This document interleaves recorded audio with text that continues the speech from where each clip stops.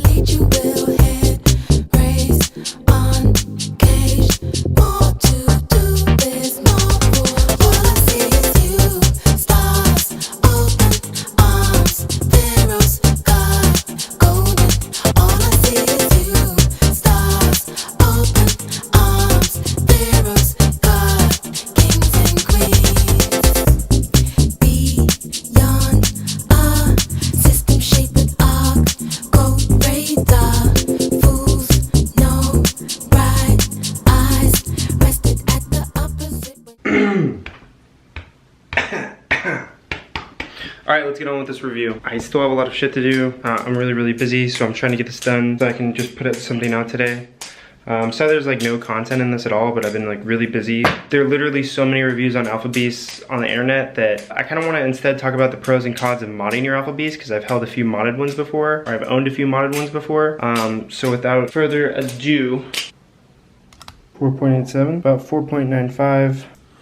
Why the difference in weight? It's because this Alpha Beast is rounded. Obviously it's anodized. For those that don't know, anodization is where you take titanium and you run different voltages through it. That will determine the different colors that you get out of it. So this is a gradient. I'm breathing heavy.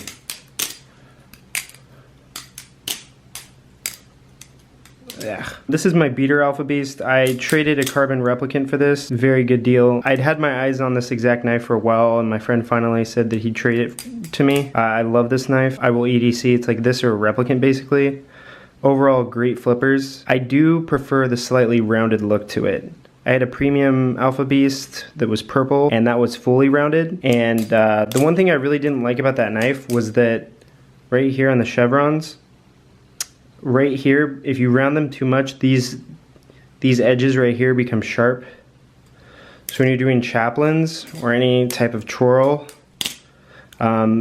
these will cut into your hands kind of like right here on your finger.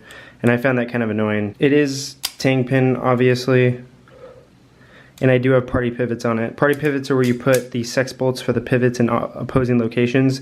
Some people say that it helps with the play, but I mean, there's like no play in this anyways. I just think it looks cool. Not all my knives are party pivoted, but I will say that I prefer it. I don't really know if that really makes that big of a difference though. Okay, so in my replicant review, I said that these were stainless steel spacers, but the spacers in the Alpha Beast and in replicants are titanium, and that makes sense because they can be anodized. These ones aren't anodized, but yeah. Again, I have it latchless. There is considerable blade rub, as you can see right here. Blade rub is prevalent on all BRS knives. Like, I'll sit on Reddit and I'll hear people bitching about how, oh, my knife came with blade rub, or I've had my knife a week and there's blade rub. Like, I thought BRSs don't get that. BRSs, any type of knife will eventually get blade rub. It's inevitable. The one thing that is nice about BRS, at least on replicants, camera keeps focusing on the dog. One thing that is nice about replicants and Alpha Beast is that I've seen that you can actually like just kind of wet your finger and rub. Holy shit, focus. Sometimes you can take like you can wet your finger down and you can just kind of rub the blade rub off, but there's gonna be blade rub regardless, so yeah, whatever. Like I said, this is a beater, but it's a great knife. If people are serious about, you know, flipping knives or whatever, you have to have at least an Alpha Beast or a replicant in your rotation, if not both. I know people that have literally like 4 of each type, you know, different mods, different everything. I'm kind of torn because I really do like stock handles on Alpha Beasts. So you can see that there's a difference. There's a huge difference in the stock. They're chamfered right here on the sides, whereas there's your difference between modded and unmodded Alpha Beast. Much more rounded right here, whereas this is stock. There's another angle where you can see the differences. But yeah, like I said, I definitely prefer the slightly rounded.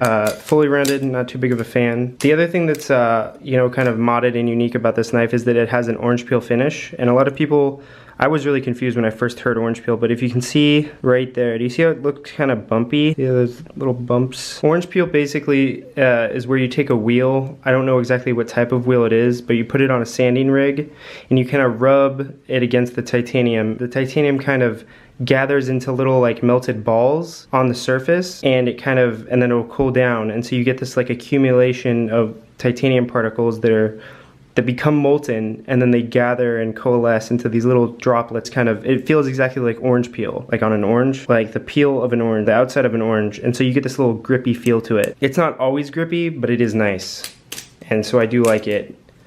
Orange peel came factory with certain types of 4X's from Benchmade as well. It's really hard to flip with the camera. My camera's about to die. I'm gonna put more content in. Like I said, I mean, it's not really a review, it's more of me just talking about the way mine is modded. Everyone should have an Alpha Beast. If you don't have one, please go support those guys. I mean, enough people buy their knives already, but ABs, Reps, Bare Bones. BRS has done a really good job and they have a reputation for a reason. There's not really any point in me reviewing this knife, like trying to critique it. I fucking love it, everyone loves it. Like, you can't really talk shit on it because it's designed by flippers for flippers. What I will say though is that you should definitely look into getting your Alpha Beast modded and rounded because it's the shit. Tomorrow I'm gonna do another review. It's probably gonna be of a flipper, like an actual flipper, not a Balisong flipper, but like this kind of flipper. We're gonna talk about the dynamics of this knife or another one that I have. We'll see. But yeah, sorry, short vlog, but